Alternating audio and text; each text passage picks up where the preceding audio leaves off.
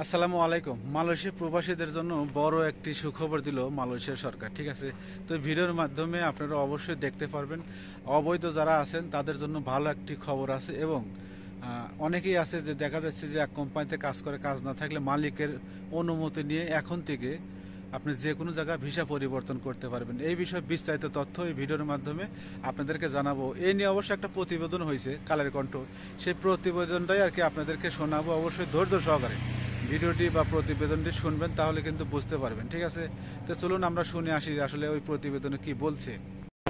বাংলাদেশি কর্মীদের জন্য সুখবর দিল মালয়েশিয়া।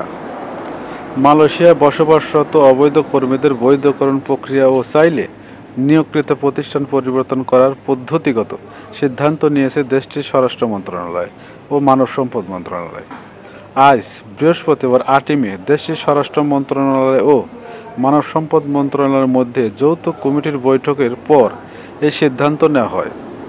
নতুন এই সিদ্ধান্তের ফলে দেশটিতে অবৈধভাবে বসবাসরত বাংলাদেশিরা বৈধ হওয়ার সুযোগ পাবেন, এমনকি কোম্পানি পরিবর্তনের সুযোগ পাবেন।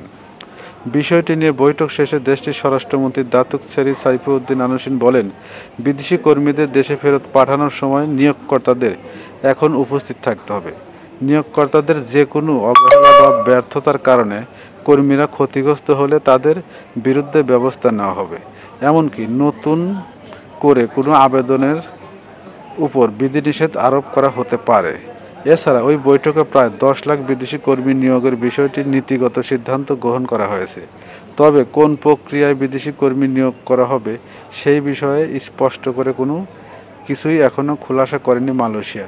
তো এই ছিল ভিউয়ার্স আজকের ভিডিওটা। অবশ্যই ভিডিওটা বেশি করে শেয়ার করবেন, চ্যানেলটি সাবস্ক্রাইব করবেন কলিং ভিসা বা অবৈধদের বৈধতার যে কোনো তথ্য পাওয়ার জন্য। ভালো থাকবেন সবাই, আল্লাহ হাফেজ।